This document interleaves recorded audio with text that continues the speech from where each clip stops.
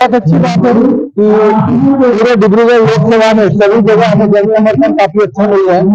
आज आप लोगों ने देखा हमारा कार्यकर्ता था और करीब करीब 500 से ज्यादा लोग यहाँ पर उपस्थित हैं।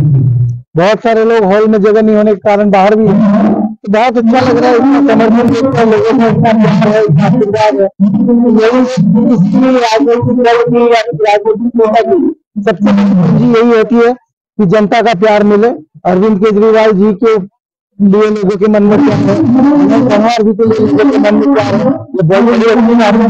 डिब्रूगढ़ लोकसभा इस तरीके का हम माहौल देख रहे हैं, निश्चित तौर पर डिब्रूगढ़ लोकसभा सीट भारी मार्जिन से जीतेगी।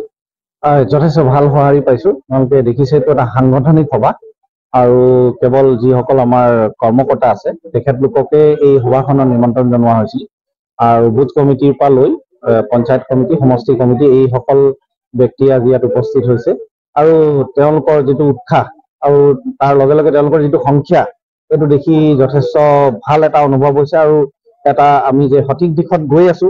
সাংগঠনিকভাৱে আমি বিজেপিৰ তুলনাত যথেষ্ট পিছ পৰি আছো, এতিয়াও কম, এইটো সঁচা কথা।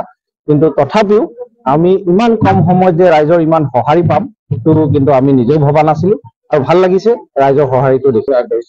আমি উন্নয়নৰ ইছ্যু ল'ম আৰু মই মোৰ ভাষণতো অকণমান আগতে কৈছো যে আমাৰ আগে পিছে টিংখাং সমষ্টিত প্ৰায় দেখা যায় যে ধৰ্মীয় ৰাজনীতি কৰা হয় আৰু তাৰপিছতে জাত পাতৰ ৰাজনীতিও কৰা হয়, যিটো আমি কেতিয়াও আম আদমি পাৰ্টিৰ মজিয়াত আমি সেইবোৰ মানি নচলো।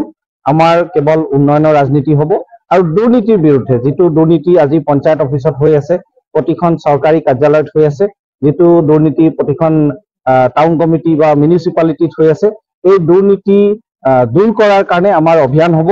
ৰাইজক যাতে আমি এটা নিকা চৰকাৰ দিব পাৰো সেই এজেণ্ডা লৈ আমি ৰাইজৰ মাজত যাম। ক'বলৈ নাই, এইটো স্পষ্ট আছে। ইতিমধ্যে আমাৰ নেতৃত্বই 3টা সিটৰ ঘোষণা কৰিছে। আমি পূৰ্ণ উদ্যমেৰে কেম্পেইনিঙত লাগিয়ে আছো আৰু সেইটো বুজাবুজি মৰ্মে আমি আগবাঢ়িছো। বিৰোধী ঐক্য মঞ্চক জনাই মেলি আগবাঢ়িছো, তেওঁলোকক আবেদনো কৰিছো যে আমাৰ যে 3টা সিট যিটো ঘোষণা কৰা হ'ল তেওঁলোকক যাতে বিৰোধী ঐক্য মঞ্চতো অনুমোদন জনায় আৰু ইণ্ডিয়া এলায়েন্সতো যাতে অনুমোদন জনায়, কাৰণ দুইটা বেলেগ বেলেগ পৃথক পৃথক, দুইটাতে যাতে আমি অনুমোদন পাওঁ সেই উদ্দেশ্যলৈ আমি আগবাঢ়ি আছো। আইৱাই ঘৰ নবনে সেই ঠিকাদাৰসকলক আমি ঝাড়ু মাৰি চাফা কৰি দিম। তাত যিসকল বিধায়কক আমি টিকাই পঠাইছিলো বিধানসভাত আমাৰ কাম কৰিবৰ কাৰণে, কিন্তু তেওঁলোকে এতিয়া নিজৰ নিজৰ অংগ কৰি বহিছে। তেওঁলোককো আমি ঝাড়ু মাৰি চাফা কৰিব লাগিব ৰাইজ, তাৰ পিছত উন্নয়ন আহিব। সেইকাৰণে এই ঝাড়ুটো এতিয়া আগবাঢ়ি লৈ যাব লাগিব ৰাইজ। এই ঝাড়ুটো কি হয়, আমি যেতিয়া এই ঝাড়ুটোত আমি বটনটো টিপিম তেতিয়া সব পিনে চাফা হ'ব, নিজে নিজে চাফা হ'ব ৰাইজ। এই ঝাড়ুটো কিন্তু আমাক হাতত ল'ব লাগিব। আমাৰ আই মাতৃসকলে এই ঝাড়ুটো সদায় ব্যৱহাৰ কৰি আছে, কিন্তু আমি মতা মানুহসকলে এইটো সদায় ব্যৱহাৰ কৰা নাই।